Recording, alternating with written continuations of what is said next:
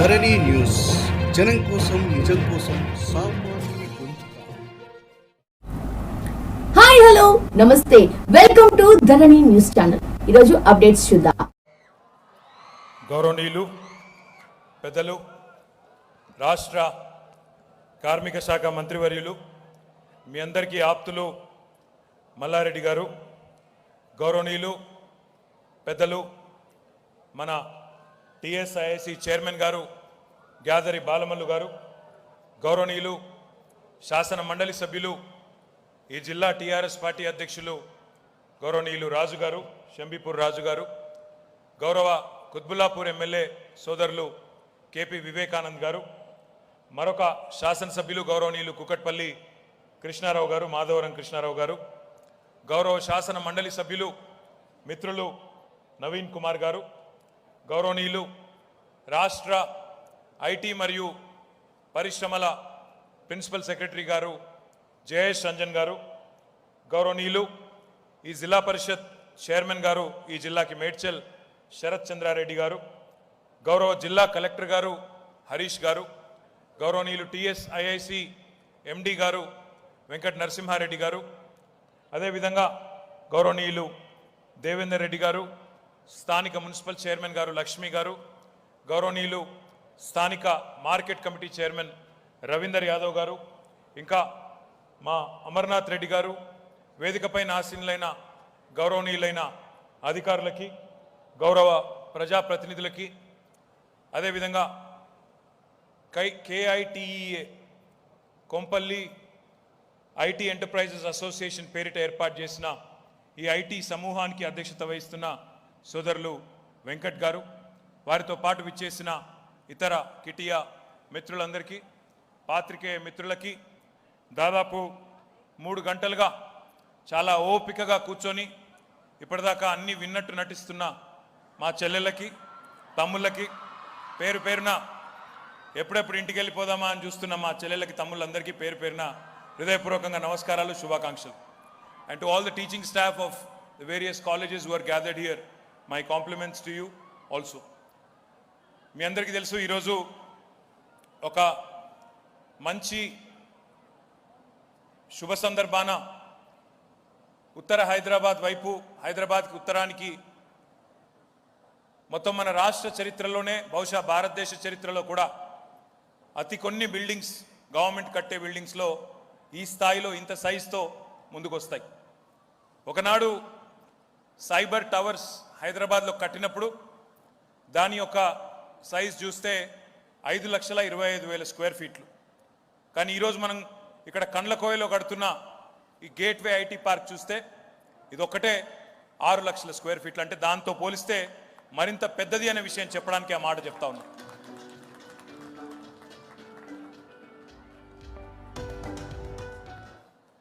మధ్యలో ఈ music effect అర్థం కాలేదు. అయితే ఇది ఎందుకు చెప్తా ఉన్నా ఈరోజు అంటే, ఈరోజే ఎందుకు ఎంచుకున్నామంటే, ఈరోజు గౌరవనీయులు మన రాష్ట్ర ముఖ్యమంత్రి పెద్దలు కేసీఆర్ గారి బర్త్డే అని మీ అందరికీ కూడా తెలుసు. ఇక్కడ వచ్చిన మా తమ్ముళ్ళకి, చెల్లెళ్ళకి, రాష్ట్రంలో ఉండే యువతకి thank you. I will pass on the message. Thank you very much.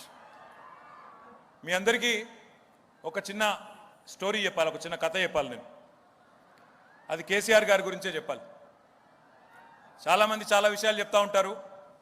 ఇప్పుడు మల్లారెడ్డి గారు కూడా తన స్వంత ఎదుగుదల గురించి కూడా మీ అందరికి కూడా చెప్పినారు. కేసీఆర్ గారి విషయమే తీసుకుంటే, ఆయన సరిగ్గా 68 ఏళ్ల కిందట ఇదే రోజు ఒక చిన్న గ్రామం, సిద్దిపేట అవతల ఒక చిన్న గ్రామం చింతమడక, అక్కడ పుట్టినారు. ఒక వ్యవసాయ కుటుంబంలో ఆయనకి, అంటే వారి కుటుంబం పెద్దది, 11 మంది వారికి అక్కా చెల్లెళ్ళు, 9 మంది అక్కా చెల్లెళ్ళు, మరొక అన్న, మొత్తం 11 మంది సంతానం. మా తాతగారు ఒక పెద్ద వ్యవసాయదారుడు. దాదాపు ఆ గ్రామంలో 500-600 ఎకరాలు కలిగిన ఆస్తిపరుడు, కానీ బట్ వ్యవసాయదారుడు, అల్టిమేట్గా వ్యవసాయ కుటుంబం. పొలిటికల్గా ఏ బ్యాక్గ్రౌండ్ కూడా లేదు. పొలిటికల్గా ఎవరు కూడా ఆ ఫ్యామిలీ నుంచి ఆయనకు అండగా నిలబడే వాళ్ళు లేరు. కేసీఆర్ గారు చదువుకోవడం ప్రారంభించింది ప్రభుత్వ పాఠశాలలో ప్రారంభించి అక్కడి నుంచి తర్వాత తన జూనియర్ కాలేజ్ కోసం సిద్దిపేటకు వచ్చి డిగ్రీ కూడా అక్కడే చదువుకొని పీజీ కోసం హైదరాబాద్కి వచ్చినారు. తర్వాత క్రమంలో కొన్ని ఉదంతాలు ఒక మూడు విషయాలు మీ దృష్టికి తీసుకొని రావాలనే ఉద్దేశంతో ఎందుకు చెప్తా ఉన్నా ఇదంతా కూడా. ఎందుకంటే ఒక మనిషి జీవితంలో ఎన్ని మెట్లెక్కాల్సి వస్తుంది, ఎన్ని రకాల ఎదురు దెబ్బలు తట్టుకోవాల్సి వస్తుంది, ఒక లక్ష్యం ఎంచుకున్నప్పుడు ఒక టార్గెట్ అంటూ పెట్టుకున్నప్పుడు ఎన్ని రకాల ఛాలెంజెస్ ఎదురవుతాయని చెప్పడానికి ఈ మాట చెప్తా ఉన్నా తప్ప వేరే ఉద్దేశం లేదు. ఇక్కడ కేసీఆర్ గారు వచ్చి ఆయన విద్యార్థిగా ఇక్కడ పీజీ చదువుకుంటా ఉన్నారు. ఇక్కడే మోజంజాహి మార్కెట్లోనో నింబోలి అడ్డాలోనో హైదరాబాద్లో ఎక్కడో ఒక రూమ్ రెంట్కి తీసుకొని అక్కడ ఉండి చదువుకుంటున్నప్పుడు వాళ్ళ మేనమామ గారు ఒక ఆయన కామారెడ్డి ప్రాంతానికి సంబంధించి కమలాకర్ రావు గారని ఆయన ఒకసారి ఆయన కలవడానికి వచ్చినారు. హైదరాబాద్కి ఏదో పని మీద వచ్చి హైదరాబాద్లోనే మేనల్లుడు కూడా ఉన్నాడు కదా అని చెప్పి పలకరించడానికి వచ్చినారు. వచ్చిన తర్వాత ఇక వచ్చినప్పుడు పెద్దవాళ్ళు సహజంగా అడుగుతారు కదా, ఏం చదువుతున్నావు అంటే పీజీ చేస్తున్నా మామయ్య. మరి మీ నాన్ననేమో అక్కడ కష్టపడుతున్నారు ఊర్లో, ఆయనకేమో 9 మంది ఆడపిల్లలు, వాళ్ళందరి పెళ్ళిళ్ళు చేయాలా, చాలా కష్టపడుతున్నాడు, ఒక్కడైపోయాడు, ఈ పీజీ ఎందుకు, చదువెందుకు, సప్పుడుదేక ఇంటికి పోయి అక్కడనే ఉద్యోగం ఏదైనా చూసుకొని అక్కడనే ఉండొచ్చు కదా అని చెప్పి ఆయన సలహా ఇచ్చింది. ఈయనేమో నాకు ఉద్యోగం చేసే ఆసక్తి లేదు, నేను రాజకీయాల్లో కానీ లేకపోతే నేను పబ్లిక్ లైఫ్లో ఏదో రకంగా పబ్లిక్ లైఫ్లో ఉండదలుచుకున్నా తప్ప నాకు ఉద్యోగం చేసే ఆసక్తి లేదు అని ఈయన చెప్పినారు. చెప్తే ఆయన చాలా కోపంగా, చేతగాని వాళ్ళందరూ ఇదే మాట మాట్లాడతారు, ఏం చేయాలో తెలియదు భవిష్యత్తులో అనుకున్నప్పుడు నోటికొచ్చినట్టు ఏదో స్టోరీలు చెప్తారు, ఏదో పెద్ద కళల ప్రపంచంలో బతుకుతూ ఉంటారు. వాస్తవ ప్రపంచంలోకి రానువు, నేను తీసుకుపోయి నీకు అక్కడ పంచాయతీ సమితి అధ్యక్షుడు నాకు తెలిసినోడు ఉన్నాడు, ఆయనకు చెప్పి ఒక టీచర్ ఉద్యోగమో ఇంకో ఉద్యోగమో ఏదో ఒక ఉద్యోగం ఇప్పిస్తా, నేను వచ్చి ఉద్యోగం చేసుకో అని చెప్పి పట్టుబట్టి గట్టిగా మందలించే ప్రయత్నం చేసినారు. చేస్తే ఆయనకు ఆనాడు వయసు 21-22 ఏళ్ళు, మీ ఏజ్లోనే ఉన్నారు ఆనాడు. ఆయన అన్న మాట, కేసీఆర్ గారు ఆ రోజు వాళ్ళ మామగారిని అన్న మాట, మామయ్య ఈరోజు నేను చెప్తే నీకు కొద్దిగా ఎక్కువ చెప్తున్నా అనిపిస్తుండొచ్చు, నేను ఈ మాట అంటే నీ కోపం కూడా రావచ్చు, కానీ నేను ఈరోజు చెప్తున్నా, రాసి పెట్టుకో, నేను ఎంచుకున్న లక్ష్యం వైపు నేను ప్రయాణం సాగించిన తర్వాత నేను సక్సెస్ఫుల్ అయిన తర్వాత నా ఉనికిలో నీ నీడ చూసుకోవాల్సిన రోజు వస్తుంది, గుర్తుపెట్టుకో అంటే. ఇది ఎందుకు చెప్తా ఉన్నా అంటే, ఒక మనిషికి ఏదైనా సాధించాలనుకున్నప్పుడు ఆత్మవిశ్వాసం కావాలి, ఆత్మస్థైర్యం కావాలి. మనకు చాలామంది చాలా చెప్తారు, ఇది చేయరాదంటారు, ఇది కాదంటారు, అనవసరంగా పోతున్నావు, రిస్క్ ఎందుకు అంటారు, రకరకాల మాటలు చెప్పి మన ఉత్సాహం మీద నీళ్లు చల్లే ప్రయత్నం చేస్తారు. కానీ ఆత్మస్థైర్యం ఉండాలి మనిషికి. ఇది వారికి జరిగిన మొదటి అనుభవం. రెండవది, ఒకసారి రాజకీయాల్లోకి ప్రజా జీవితంలోకి రావాలనుకున్న తర్వాత కేసీఆర్ గారు మళ్ళీ తిరిగి తన సొంతూరుకు పోయినారు. ఇందాక నేను చెప్పినట్టు ఆయనకు ఎవరు లేరు, వెనకాల బ్యాక్గ్రౌండ్ ఏమీ లేదు, వాళ్ళ ఇంట్లోంచి ఎవరు రాజకీయ నాయకులు లేరు. ఆయనను ఎవరో తీసుకొచ్చి అక్కడ ఒక అధికారం కానీ ఇంకోటి కానీ ఇచ్చే పరిస్థితి లేదు. ఆయనంతట ఆయన ఒక యువకుడిగా ప్రత్యక్ష రాజకీయాల్లో అడుగుపెట్టాలని నిర్ణయం తీసుకున్న తర్వాత మన ప్రాథమిక వ్యవసాయ సహకార సంఘాలను ఉంటాయి, సింగిల్ విండో ఎలక్షన్స్ అంటారు, మీకు కొంతమందికి తెలిసి ఉండొచ్చు. ఆ సింగిల్ విండో ఎన్నికల్లో వాళ్ళ ఊరు నుంచి, సొంత ఊరు నుండి డైరెక్టర్గా ఎన్నికైనారు. మొదలు ఎట్లుంటుందంటే సిస్టము, సింగిల్ విండోల్లో రైతులందరూ కలిసి డైరెక్టర్లు ఎన్నుకుంటారు, ఆ డైరెక్టర్లందరూ కలిసి ఆ సింగిల్ విండో చైర్మన్ ఎన్నుకుంటారు, మళ్ళీ ఆ చైర్మన్లందరూ కలిసి జిల్లా చైర్మన్ ఎన్నుకుంటారు. రైతుల ద్వారా, వ్యవసాయ సహకార సంఘాల ద్వారా చైర్మన్ కావాలి సింగిల్ విండోకి. రాఘవాపూర్ అనే సొసైటీ ఉంటే ఆ సొసైటీకి చైర్మన్ కావాలని చెప్పి ముందు గ్రామం నుంచి నిలబడి డైరెక్టర్ అయినారు కేసీఆర్ గారు. అయిన తర్వాత చైర్మన్ కావడానికి మిగతా డైరెక్టర్లందరూ మద్దతు కూడా కట్టే ప్రయత్నం చేసినారు. ఆయన పోటీ చేసిన మొట్టమొదటి ఎన్నిక అది ప్రజా జీవితంలో. ఆయన చైర్మన్ కావడానికి, ఇక్కడ మా బాలమల్లి గారు ఉన్నారు, వారికి అన్నీ తెలుసు, పోటీ చేసిన మొట్టమొదటి ఎన్నిక. కానీ ఆ రోజుండే పెద్ద మనుషులు, ఒక యువకుడు, ఒక పిల్లోడు రాజకీయాల్లోకి రావడం తట్టుకోలేకపోయినారు. తట్టుకోలేక ఆ రాఘవాపూర్ సొసైటీలో ఉండే పెద్ద మనుషులందరూ కలిసి ఈ పిల్లగాడు రావద్దు అని చెప్పి కేసీఆర్ గారిని అక్కడనే చైర్మన్ కాకుండా అక్కడ ఆ ఎలక్షన్లో ఓడగొట్టింది. ఇది ఆయనకు జరిగిన మొదటి ఎదురు దెబ్బ. జీవితంలో అడుగుపెట్టిన తర్వాత ప్రజా జీవితంలో, పాలిటిక్స్లో మొదటి ఎదురు దెబ్బ అది. అక్కడి నుంచి ఆయన బయలుదేరి అయినా కూడా నిరుత్సాహపడకుండా, నీరసపడకుండా, మొదటి దెబ్బ తగిలింది, ఇక జాలిగా నాకు ఇంతకంటే నాతో కాదు పాలిటిక్స్, నేను తట్టుకోలేను అని జావగారి పోకుండా నిరుత్సాహపడకుండా తన ప్రయత్నాన్ని అట్లే కంటిన్యూ చేస్తూ పోయినారు. అట్లా పోతూ ఉంటే ఎన్టీ రామారావు గారి పార్టీ వచ్చింది, తెలుగుదేశం పార్టీ. వచ్చిన తర్వాత ఎన్టీ రామారావు గారి పార్టీలో చేరితే ఎన్టీ రామారావు గారు ఈ యువకుడు ఉత్సాహంగా ఉన్నాడు అని చెప్పి ఆయన పిలుచుకొని టికెట్ ఇచ్చి ఆనాడు 1983లో ఎమ్మెల్యేగా నిలబడమని చెప్పి ఒక యువకుడు 29 ఏళ్ల యువకుడు కేసీఆర్ గారికి ఆయన ఎమ్మెల్యేగా టికెట్ ఇచ్చి అవకాశం ఇచ్చినారు. ఇస్తే కేసీఆర్ గారు సర్వశక్తులు ఒడ్డినారు. ఇక మా బాలమల్లు గారు ఇంకా వారితో పాటు వారి మిత్రులందరూ కలిసి ఆ ఎమ్మెల్యే ఎన్నికల్లో మొదటి ఎన్నికల్లో చాలా కష్టపడ్డా కూడా స్వల్ప తేడాతో 750 ఓట్ల తేడాతో ఆ ఎమ్మెల్యే ఎలక్షన్ కూడా కేసీఆర్ గారు ఓడిపోయినారు.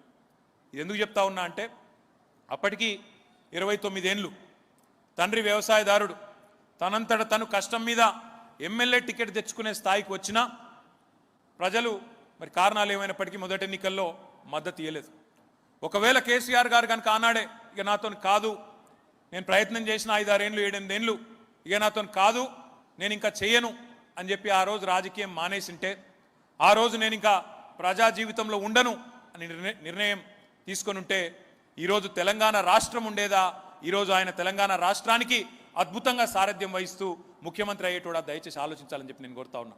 ఈ మాట ఎందుకంటా ఉన్నా అంటే ఒక లక్ష్యం పెట్టుకున్నప్పుడు ఎదురు దెబ్బలు తగిలినా, కొన్ని అపజయాలు ఎదురైనా ఎట్టి పరిస్థితుల్లో ఆ లక్ష్యం చేరే వరకు చివరి దాకా మొండిగా పట్టుదలతో ఉంటేనే తప్పకుండా విజయం సాధిస్తాం తప్ప లేకపోతే విజయం అనేది మనకు రాదు. ఇక్కడ ఉన్న పిల్లలందరికీ నేను చేసే విజ్ఞప్తి ఏమంటే, I'm sure you heard this before but I'll say it again.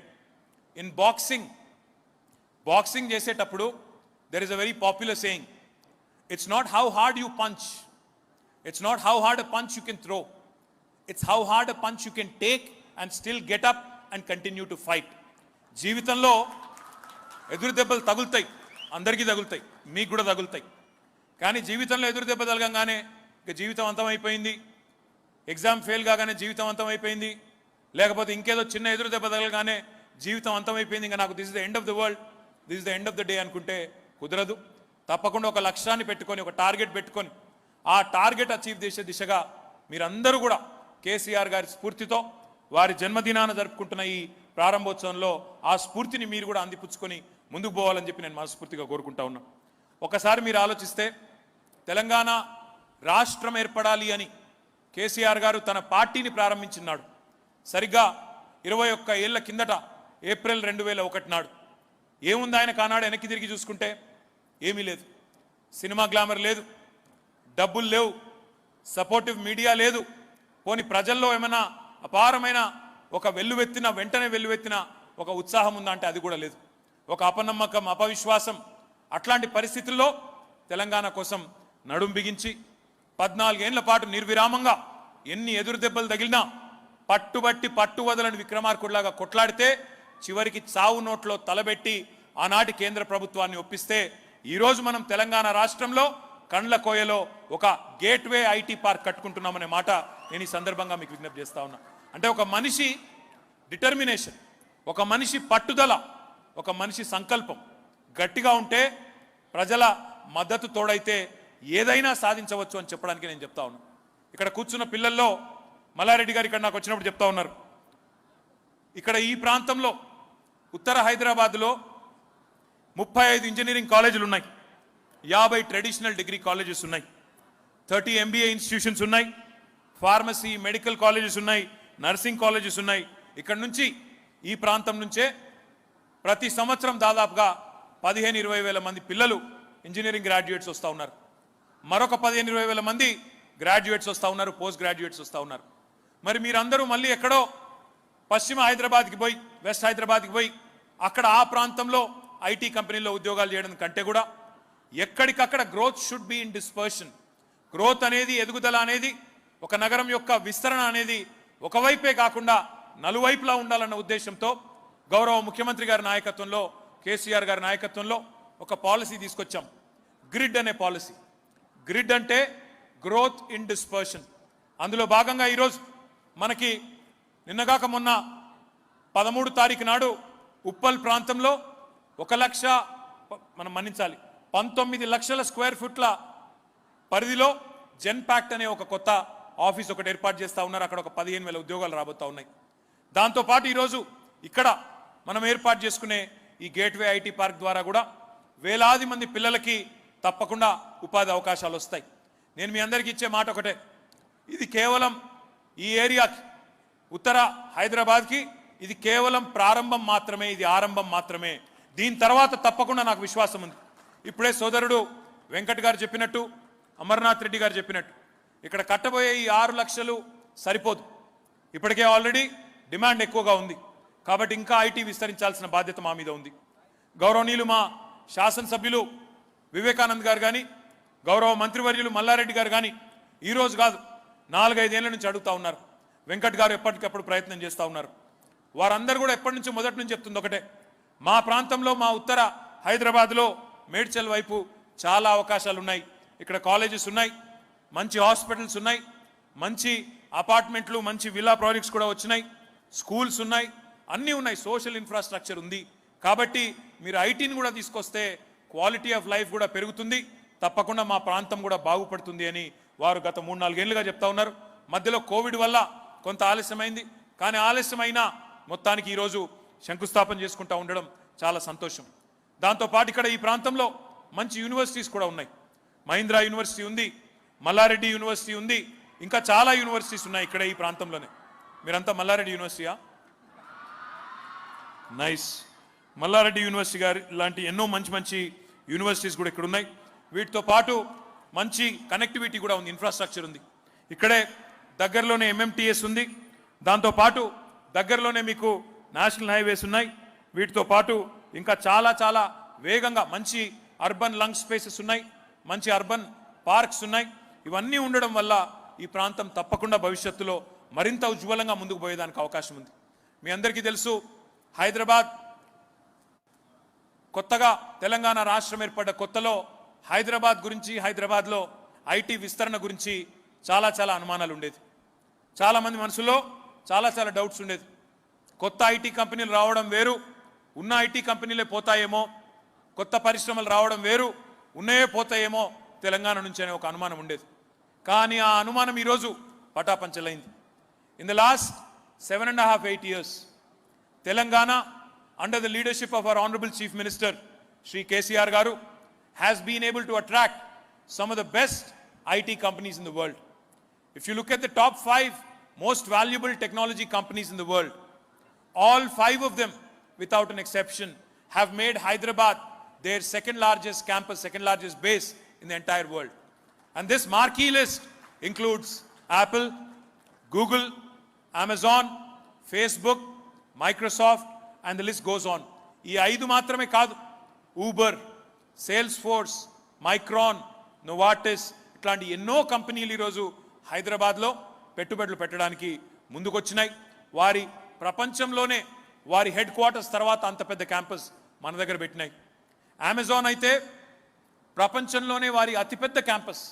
Do you know where the world's largest Amazon campus is? మీకు ఐడియా ఉందా? హైదరాబాద్. ప్రపంచంలోనే అతిపెద్ద అమెజాన్ క్యాంపస్ ఎక్కడ ఉంది అంటే 31 లక్షల స్క్వేర్ ఫీట్లలో హైదరాబాద్లో ఉంది. రెండవ క్యాంపస్ సియాటిల్లో ఉంది. అంటే ఈ రకంగా Hyderabad has been able to build a brand under the leadership of our honourable chief minister. ఇది మాత్రమే కాదు, ఇన్ ద లాస్ట్ 7.5 years ఒకవైపు ఇండస్ట్రీ పెరుగుతోంది, మరొక వైపు ఐటీ రంగంలో పెట్టుబడులు వస్తూ ఉన్నాయి, మరొక వైపు Telangana has been setting new benchmarks for the country. Do you guys know, I want an answer from you. ప్రపంచంలో అతిపెద్ద లిఫ్ట్ ఇరిగేషన్ ప్రాజెక్ట్, ప్రపంచంలోనే అతిపెద్ద లిఫ్ట్ ఇరిగేషన్ ప్రాజెక్ట్ ఎక్కడ ఉంది? ఎక్కడా వినబడలేదు. పేరేంటిది? ఏ స్టేట్లో ఉంది? Telangana.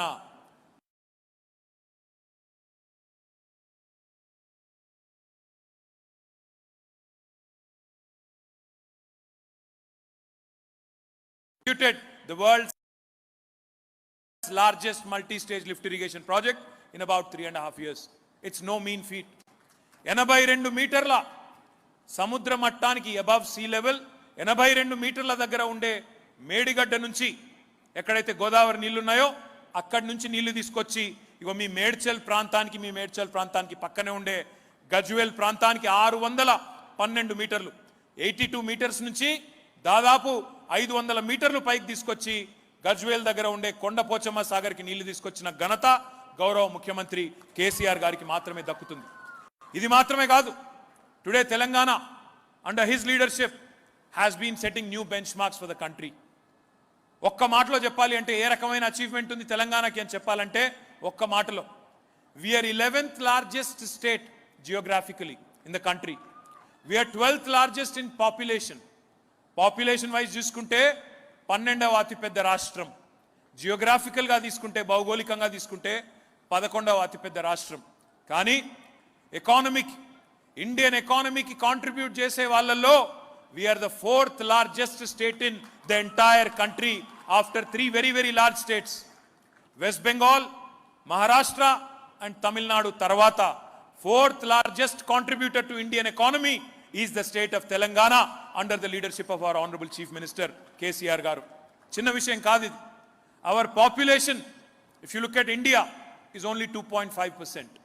But our contribution to GDP, our contribution to India's GDP is 5%. అంటే 2.5% ఉన్న తెలంగాణ తన సైజుకు రెట్టింపు స్థాయిలో భారతదేశ ఎకానమీకి ఈరోజు కాంట్రిబ్యూట్ చేస్తూ ఉంది అంటే ఇది చిన్న విషయమా? మీరు దయచేసి ఆలోచించాలని చెప్పి నేను కోరుతా ఉన్నా. Today Telangana's programmes, Telangana's policies have become pioneers, have become benchmarks for the rest of the country. ఇంటింటికి నల్లా నీళ్ళు ఇచ్చే కార్యక్రమం మిషన్ భగీరథ. ఆ కార్యక్రమం ఈరోజు దేశానికి దిక్సూచిగా మారింది. హర్ ఘర్ కో జల్ అనే కార్యక్రమానికి స్ఫూర్తి మన మిషన్ భగీరథ కార్యక్రమం. ఈ రకంగా చెప్పుకుంటూ పోతే ఎన్నో కార్యక్రమాలు ఉన్నాయి. రైతు బంధు లాంటి కార్యక్రమం, 24 గంటలు కరెంట్ ఇచ్చే కార్యక్రమం, వెల్ఫేర్లో మనం తీసుకున్న కార్యక్రమాలు, ఇవన్నీ ఎన్నో కార్యక్రమాలు జరుగుతూ ఉన్నాయి. నా విజ్ఞప్తి మీ అందరితో ఒకటే, మీ అందరి కోసం ప్రత్యేకించి నేను చేసే విజ్ఞప్తి, చదువుకునే పిల్లలకి ఒకవైపేమో ఉపాధి అవకాశాలు ఇబ్బడి ముబ్బడిగా వస్తూ ఉన్నాయి, పెట్టుబడులు వస్తూ ఉన్నాయి. ఈరోజు నేను ఇక్కడికి వచ్చే ముందే ఉదయం ఎంఆర్ఎఫ్ కంపెనీ వాళ్ళు వచ్చినారు. ఎంఆర్ఎఫ్ టైర్స్ తెలుసు కదా మీకు అందరికీ. ఎంఆర్ఎఫ్ కంపెనీ వాళ్ళు ఉదయమే వచ్చి మేము మరొక 1000 కోట్ల రూపాయలు మీ తెలంగాణలో పెట్టుబడులు పెడతా ఉన్నామని చెప్పి పొద్దునే వచ్చి వాళ్ళు కూడా చెప్పిపోయినారు. ఈ రకంగా ప్రతిరోజు దాదాపుగా ఏదో ఒక కొత్త పెట్టుబడి, ఏదో కొత్త కంపెనీ వస్తూ ఉంది. కానీ ఆ కొత్త కంపెనీల్లో వచ్చే ఉపాధి అవకాశాల్లో unless you guys upgrade your skill set, unless you constantly keep learning, unless you constantly keep upskilling, there is a mantra skilling సంబంధించి, skill, upskill and reskill. Mallareddy గారు చెప్పినట్టు టైం వేస్ట్ చేయకుండా, మల్లారెడ్డి గారు చెప్పినట్టు జీవితంలో బాగుపడాలి, జీవితంలో పైకి రావాలి, మీ తల్లిదండ్రుల పేరు నిలబెట్టాలి అంటే you have to constantly upgrade your skill set. అట్లా అయితేనే ఇక్కడ వచ్చే ఉపాధి అవకాశాల్లో మీకే సింహభాగం దక్కుతుంది.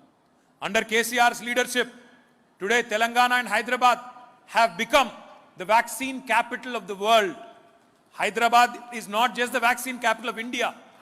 I don't know how many of you know this, but 1/3 of human vaccines globally are produced from Hyderabad. మీకు తెలుసా ఇది? మరి జీనోమ్ వ్యాలీలో, ఆ బయోటెక్ కంపెనీస్లో, ఆ వ్యాక్సిన్ కంపెనీస్లో మనకే ఉద్యోగాలు రావాలి అంటే ఎప్పటికప్పుడు మన స్కిల్ సెట్ని అప్గ్రేడ్ చేసుకోవాలా, ఎప్పటికప్పుడు మనల్ని మన నాలెడ్జ్ పెంచుకోవాలా. అట్లా అయినప్పుడే మనకు అవకాశాలు దక్కేదానికి అవకాశం ఉంది. ప్రభుత్వ ఉద్యోగాలు పరిమితంగా ఉంటాయి. ప్రభుత్వ ఉద్యోగాలు కేవలం 4-5 లక్షలు ఉంటాయి. కానీ మరి లక్షల సంఖ్యలో ప్రతి సంవత్సరం గ్రాడ్యుయేట్లు, పోస్ట్ గ్రాడ్యుయేట్లు వస్తున్నప్పుడు వారికి ఉద్యోగ అవకాశాలు సృష్టించాలి అంటే టీఎస్ ఐపాస్ లాంటి విధానాల వల్ల, ఇట్లాంటి ఐటీ పార్కుల వల్ల, పెట్టుబడులను ఆకర్షించడం వల్ల, మంచి శాంతియుత వాతావరణం రాష్ట్రంలో ఉంటే, ప్రోగ్రెసివ్ పాలసీస్ ఉంటే, అవినీతి రహితంగా పాలన ఉంటే, కేసీఆర్ లాంటి సమర్థవంతమైన నాయకుడు ఉంటే తప్పకుండా పెట్టుబడులు వస్తాయి. కానీ వచ్చిన పెట్టుబడుల్లో, ఆ పెట్టుబడుల వల్ల వచ్చే అవకాశాల్లో అవకాశాలు మీకు రావాలి అంటే ఎప్పటికప్పుడు మీరు చక్కగా చదువుకుంటూ నైపుణ్య శిక్షణ పొంది స్కిల్ సెట్ని కూడా పెంచుకుంటేనే తప్పకుండా మీ జీవితాల్లో మీరు స్థిరపడేదానికి అవకాశం ఉంటుంది.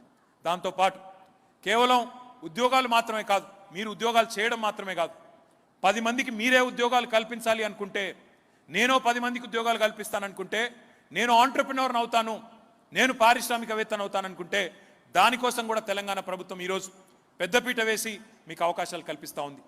India's largest technology incubator called as T-Hub is also headquartered in Hyderabad. మీకు కావాలి అంటే కొంపల్లిలో కూడా T-Hub యొక్క ఒక డెడికేటెడ్ వింగ్ ఇక్కడ ఏర్పాటు చేస్తాం. మీకు కావాల్సిన కొత్త ఇన్నోవేషన్స్, మీకు కావాల్సిన కొత్త కొత్త ఆలోచనలను మీరు ఈ గేట్వే ఐటీ పార్క్ వచ్చి అక్కడ కావాల్సిన ఇన్పుట్ తీసుకొని మెంటర్షిప్ అండ్ సపోర్ట్ తీసుకొని ఫండింగ్ సపోర్ట్ కూడా మీరు రేస్ చేయగలిగితే you can create jobs for others. Instead of being a job seeker you can become a job creator. So my humble appeal to all of my young friends, KCR గారు ఏ విధంగానైతే పట్టు వదలని విక్రమార్కుల్లాగా ఎదురు దెబ్బలు తిన్నా he continued to dream big, he continued to think big, and that's why where he is what he is, and he is where he is. So my humble appeal to all of you, think like KCR, think big, dream like KCR, dream big. And I am very confident, I'm very, very clear in my mind, if you continue to work hard, if you continue to respect others and your own abilities, then you will also achieve like KCR, you will win like KCR, you will become an achiever like KCR. తప్పకుండా మీ అందరికి కూడా ఈ IT park వల్ల మాత్రమే కాదు, భవిష్యత్తులో మీ అందరికీ ఉజ్వలమైన అవకాశాలు రావాలని, 10 మందికి ఉద్యోగాలు ఇచ్చే స్థాయికి మీరు అందరూ కూడా తప్పకుండా చేరుకోవాలని మనస్ఫూర్తిగా కోరుకుంటూ, ఈ ఐటీ పార్క్ కేవలం ఆరంభం మాత్రమే. ఉత్తర హైదరాబాద్లో ఇంకా దుండిగల్లో ఇంకా ఇతర ప్రాంతాల్లో కూడా చాలా అవకాశాలు ఇక్కడ వచ్చేదానికి ముందు భవిష్యత్తులో మీరే చూస్తారని చెప్పి కూడా మళ్ళొకసారి తెలియజేసుకుంటూ, ఈ కార్యక్రమానికి నన్ను ఆహ్వానించిన మల్లారెడ్డి గారికి హృదయపూర్వకంగా ధన్యవాదాలు తెలియజేసుకుంటూ, ఓపికగా కూర్చున్న మీ అందరికీ కూడా ధన్యవాదాలు, శుభాకాంక్షలు. జై తెలంగాణ. మరిన్ని ఇంట్రెస్టింగ్ న్యూస్ కోసం చూస్తూనే ఉండండి ధరణి TV. Thanks for watching this video. Please like, share and subscribe to Dharani TV.